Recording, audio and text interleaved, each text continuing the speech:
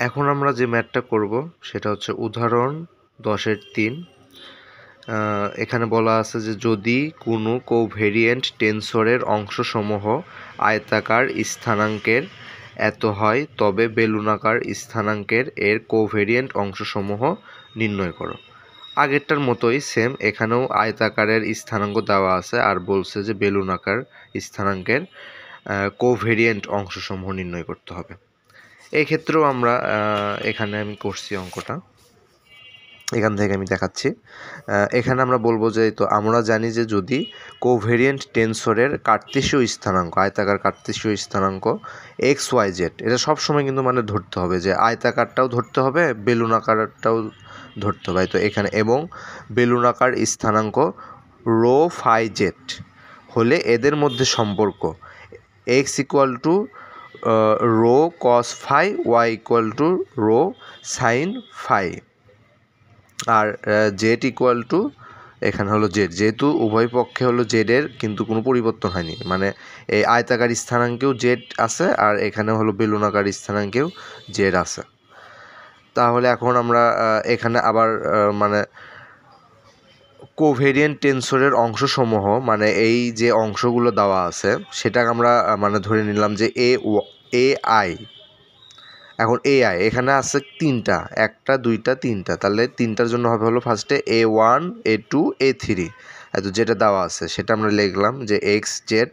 এখন এ মানগুলো জাস্ট বসে দেবো, এখান থেকে কিন্তু আমরা সম্পর্ক থেকে কিন্তু আমরা মানগুলো মানে লিখছি যে এক্সের মান এটা, ওয়াইয়ের মান হলো এটা। সেম ক্ষেত্রে মানে এখানেও এক্সের মানটা বসায় দিব আর জেড তো জেডই।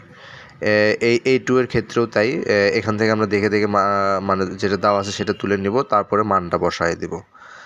এখানে আমরা মান বসাই দিলাম। এই A3 ক্ষেত্রেও তাই, এখানে হলো এক্সের এক্স আর ওয়াই স্কোয়ার, তাহলে এক্সের মানটা বসাই দিলাম, যেহেতু ওয়াই স্কোয়ার আছে তাহলে ওয়াইয়ের মান যেটা আছে তার উপর স্কোয়ার, তো রো স্কোয়ার সাইন স্কোয়ার। আর এখানে হলো এখানেও সেম। আর এখন আমাদের মানে ধরে নিতে হবে যে এখানে হলো ধরি x equal to x to the power 1, y equal to x square, z equal to x cube. এখানে আমরা যে এখানে যে লিখছি যে কার্তেশীয় স্থানাঙ্ক এক্স ওয়াই জেড আছে না, এই তিনটা চলকে আমরা একটা চলক হিসাবে মানে ধরে নিব আর কি। এটা সূত্রের জন্য, সূত্রের অ্যাপ্লাই যখন আমরা করব তখন আমরা এই জিনিসটা বুঝতে পারবো। এটা কিন্তু মানে ধরেই নিতে হবে, তাছাড়া কিন্তু হবে না। এটা সবসময় ধরে নিতে হবে যে এক্স সমান সমান হবে হলো x to the power 1, y সমান সমান হবে হলো এক্স স্কোয়ার, আর জেড সমান সমান হবে হলো এক্স কিউ। আর আমাদের পর মানে এই অংশটা শেষ, আয়তাকারের অংশটা শেষ। এখন আমরা ধরি বেলুনাকার স্থানাঙ্ক এ বার কে। বেলুনাকার স্থানাঙ্ক আমরা কি লিখছিলাম যে এখানে লিখছিলাম হলো রো ফাই জেড। তাহলে এখন রোকেও আমরা কনভার্ট করে দিব এক্স বার 1, তারপর phi x bar 2, Z x bar 3।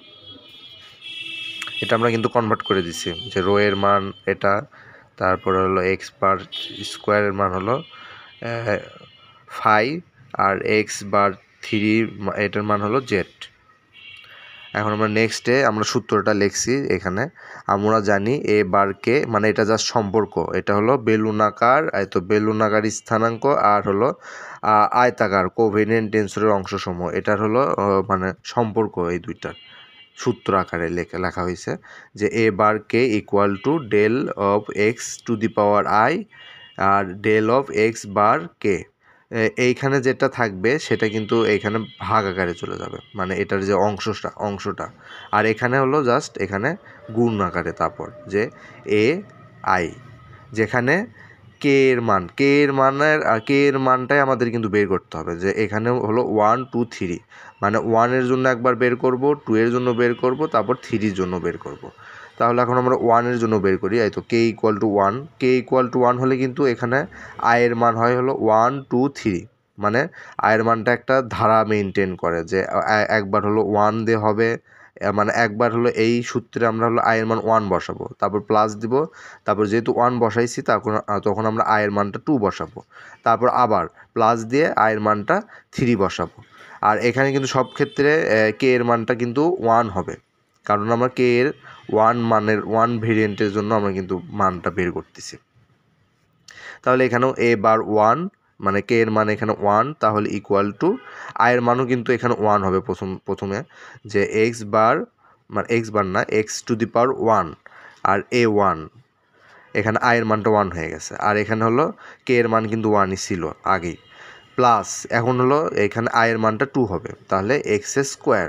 তো এখানেও এই সূত্র দেখে দেখে আমরা জাস্ট লিখে দেবো 2, এখানেও হলো এ 2 আসবে, আর এক্স বার 1, কারণ কে এর মান 1 হবে, 1-এর জন্য বের করতেছি। এখানেও তাই আয়ের মানটা যখন পরিবর্তন হবে 3 হয়ে যাবে, তারপর এখানেও A3 আসবে।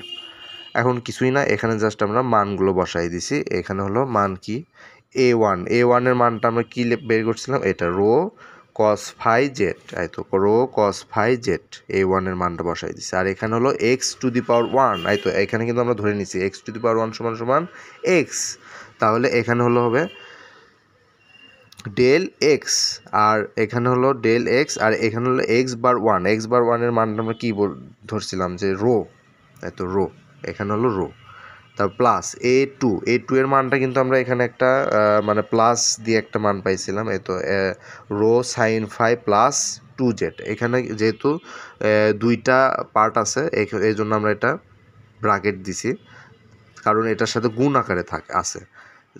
লাস্টটা আমরা মানে এই গুণটা মানে এটা দিয়ে গুণ করে দেবো, এটার সাথে গুণ করে দেবো, এই জন্য আমরা ব্র্যাকেট দিয়ে মানে সেকেন্ড ব্র্যাকেট দিয়ে তারপর ফার্স্ট ব্র্যাকেট দিয়ে এটা আলাদা করে রাখছি, তারপর এটা রাখছি। এখানেও তাই এক্স স্কোয়ারের মানটা হলো ওয়াই, আর এক্স বার 1-এর মান হলো রো। সেম ক্ষেত্রে এটাও তাই A3-র মানটা আমরা কিন্তু এখানে মানে বের করছি, তো এটা যে rho cube cos phi sine square phi, এটা কিন্তু এখানে খালি জাস্ট গুণ করে দিছি, মানগুলা এক্স ওয়াই এর মান বসায় গুণ করে দিছে, তো রো স্কোয়ার রো এই রো কিউ এরকম করে হয়েছে। এখানে মান বসাই দিছি, তারপরে এখানে যা আছে তাই যে তো এখানে এক্স কিউ সমান সমান আমরা জানি হলো জেড, তো এক্স কিউ সমান সমান জেড, তারপর এক্স বার 1 সমান সমান রো, এটাই থাকলো। এখন আমরা এই লাইনটা বিবেচনা করি, এখানে এটার মান যা আছে তাই, আর এখানে হলো এখানে আমরা দেখতেছি যে কি ডেল কার সাপেক্ষে করতে হবে, রোয়ের সাপেক্ষে, রো না এটা হলো এটা হলো রোয়ের সাপেক্ষে অন্তরীকরণ করতে হবে, ঠিকই আছে। এখানে আমরা জাস্ট তো এর নিচে যেটা থাকবে সেটার সাপেক্ষে অন্তরীকরণ করতে হবে। এটা যেহেতু আছে ওপরে হলো এখানে আমরা দেখব যে এই নিচে যেটা আছে সেটা কি ওপরে আছে কি না, আছে, তাহলে এটার সাপেক্ষে এটারই অন্তরীকরণ করতে হবে। তাহলে এই যেটা থাকবে মানে যেটা অন্য কিছু যদি থাকে সেটা হলো ধ্রুবক হিসেবে কাজ করবে। তাহলে এখানে হলো রোয়ের সাপেক্ষে রোকেই অন্তরীকরণ করব, তাহলে রোকে অন্তরীকরণ করলে এখানে হবে হলো 1, তার মানে ওপরেও থাকবে হলো ডেল রো, নিচেও হলো ডেল রো, তাহলে রো কাটাকাটি হয়ে যাবে, তাহলে এখানে 1 থাকতেছে, আর এটা যেহেতু ধ্রুবক মানে রোয়ের সাথে যেহেতু একটা ধ্রুবক আছে, তার মানে এটা যা আছে মানে কনস্ট্যান্ট, এটা ওই রকমই থাকবে সেম, তাহলে এটা মানে এটা যেটা আছে ওটাই থাকবে, তাহলে এখানে শুধু থাকবে হলো এটা যদি কাটাকাটি হয়ে যায় তাহলে এখানে শুধু থাকবে হলো কস ফাই, তাহলে কস ফাই আর কস ফাই এটা গুণ করে দেব, গুণ করে দিয়ে কস স্কোয়ার ফাই, আর এখানে হলো রো জেড। সেম ক্ষেত্রে এখানেও আমরা তাই দেখব, এটা যা আছে তাই লিখছি, আর এখানেও কি এখানেও আছে হলো রো সাইন ফাই, এখানে নিচে আছে রো, তার মানে রোয়ের সাপেক্ষে রোকে অন্তরীকরণ করতে হবে, তাহলে রোয়ের সাপেক্ষে রোকে অন্তরীকরণ করলে হয় হলো 1, তাহলে এখানে সাইন ফাই, এখানে শুধু সাইন ফাই থাকবে, তাহলে সাইন ফাই দিয়ে এই দুইটাকে আমরা গুণ করে দিব। ফার্স্টে যদি আমরা এটা গুণ করি তাহলে এখানে হবে রো সাইন স্কোয়ার ফাই, তো রো সাইন স্কোয়ার ফাই, আর 2z আছে 2z এর সাথে 2z সাইন ফাই, তো সাইন ফাইটা গুণ গেছে, শেষ। এটা হলো আমাদের এ বার 1-এর অ্যান্সার, এই জিনিসটা এটা। এখন আমরা এ বার 2, তো এ বার 2 এর ক্ষেত্রেও আমাদের এই সূত্রটা অ্যাপ্লাই করতে হবে, যে আগে যেটা আমরা লিখছি সেই সূত্রটাই, যে A bar K equal to del of X to the power I del of X bar to the power K into A I. এই সূত্রটা আমরা ফলো করে লিখব। এখানে এখন আমরা বসাই দেব কে এর মান 2, কে এর মান 2 মানে প্রত্যেকটা স্থানেই কে এর মান 2 বসাই দেব। তো কে এর মান যদি আমরা 2 বসাই দিই, প্রথমটা আমরা দেখি, আর কে এর মান 2 বসালে আই এর মান হবে, আই এর মান কিন্তু অলওয়েজ 1 2 3 এই ধারা মেনটেন করে যাবে। তাহলে এখন এখানে কে এর মান 2, তো কে এর মান 2 ডেল অফ এক্স বার 2, আর এখানে হলো আই এর মান 1, তাহলে এক্স টু দি পাওয়ার 1, আর এখানেও 1 থাকবে এ আই, মানে এখানেও 1 হয়ে যাবে। তারপরে এখন এই জায়গায় আই এর মান 2 হবে, এই তো এক্স টু দি পাওয়ার মানে এক্স স্কোয়ার, আর এখানে হলো এ 2। তারপর এখানে আছে কি পরবর্তীতে এখানে 3 আসবে, যে del X to the power Q, আর এখানে সবসময় 2ই হবে, কারণ আমরা হলো এ বার 2 এর মান মানে কে এর মান হলো 2 হবে, তাহলে এখানে 2 বসাই দিছি, আর এখানে এ 3। এখন আমরা জাস্ট মানগুলো বসাই দেবো, যে এ 1 এর মান হলো এটা, তো এখানে আছে এ 1 এর মান যেটা আছে, তো এটা এ 1 এর মান বসাই দিছি। তারপরে X to the power 1, X to the power 1 সমান সমান এক্স, আর এক্স বার 2 সমান সমান হলো 5 এক্স বার 2, তো এক্স বার 2 সমান সমান 5, এক্স বার 2 সমান সমান 5, এক্স বার 3 সমান সমান জেড, এরকম।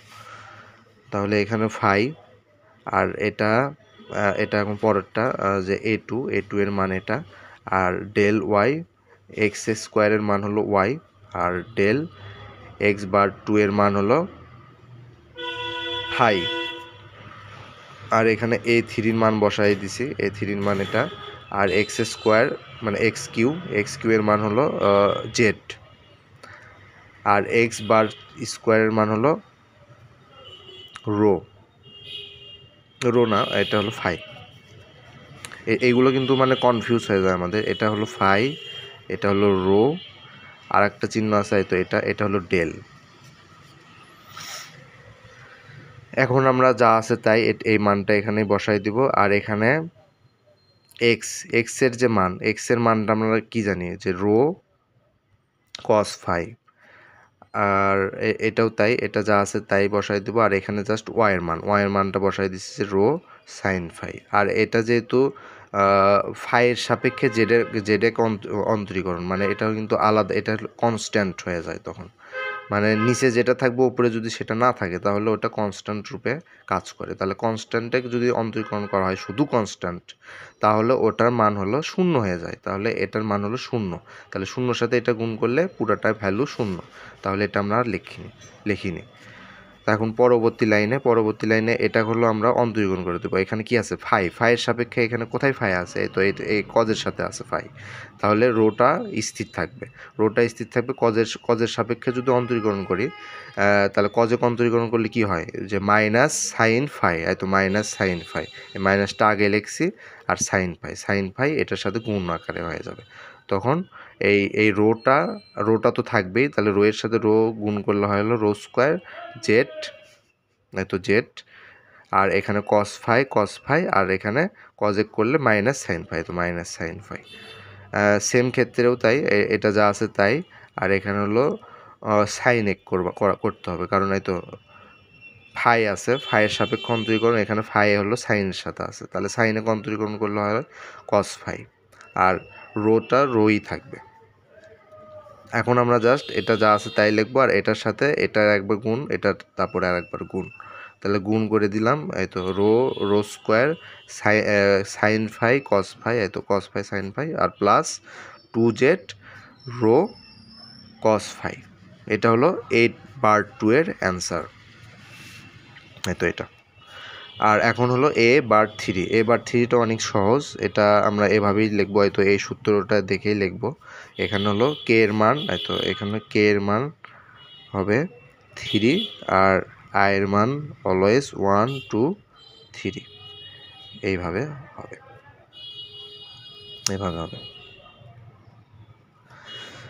এইভাবে হলে তাহলে এখানে তো নিচে যাবে x/3, এখানেও এক্স বার 3, এটাও এক্স বার 3, আর এখানে 1 মানে ফার্স্টে হলো x to the power 1 a1 x square a2 x cube a3। এখন এখানে a1 এর মান বসাই দিছি, এই তো a1 এর মান, আর যেহেতু এক্স টু দি পাওয়ার 1 এর মান হলো এক্স, আর এক্স বার 3 এর মান কত, জেড। এই তো একটু আগে আমরা যেটা দেখছি যে জেড, এখানে জেড বসাই দিছি। তারপর সেম ক্ষেত্রেও তাই, এক্স স্কোয়ারের মান হলো ওয়াই আর জেড, আর এটা হলো a2 এর মান আর a3 মান, তো এটা হলো a3 এর মান, আর এখানে এক্স কিউ সমান সমান জেড, আর এক্স বার 3 সমান সমান জেড। তাই তো এখানে আছে x Q Z, x bar 3 সমান সমান জেড, তাহলে জেড। এখন আমরা এটা দেখব যে অন্তরীকরণটা কার সাপেক্ষে হচ্ছে, নিচে আছে জেড, তাহলে কি এই ভিতরে কি কোনো জেড আছে? এটার সাপেক্ষে, মানে এইটা কিন্তু আলাদা। অন্তরীকরণটা কিন্তু হচ্ছে del x divided del z, তার মানে এখানে এক্স, তার মানে এটা কিন্তু আলাদা একটা ভেরিয়েন্ট। সো এটা জেড নাই, এটা কিন্তু কনস্ট্যান্ট রূপে তখন কাজ করবে, তাহলে এটার ভ্যালু আসবে হলো 0, তাহলে এই পুরাটার ভ্যালু হলো 0, এটা বাদ। তারপর এখানেও তাই, যে এখানে নিচে আছে জেড, ওপরে আছে ওয়াই, আর এটা কিন্তু আলাদা, তাহলে ও ডেল ওয়াই আর ডেল জেড, যেহেতু এটা হলো উপরে যেটা থাকবে সেটা হলো কনস্ট্যান্ট রূপে কাজ করতেছে কারণ নিচেরটার সাথে মেলেনি, তাহলে এই পুরাটার মান হলো 0, তাহলে এই পুরাটাই হলো তখন 0 হয়ে যাবে, তাহলে এই দুইটার ভ্যালু হলো 0 হয়ে গেল। তাহলে এখন পরবর্তীতে আমরা দেখবো যে del z divided del z, তাহলে মানে দুইটা কিন্তু সেম, তাহলে এটার ভ্যালু হয়ে যাবে তখন 1, তাহলে 1 হয়ে গেলে শুধু থাকবে হলো এইটুকু, তাই তো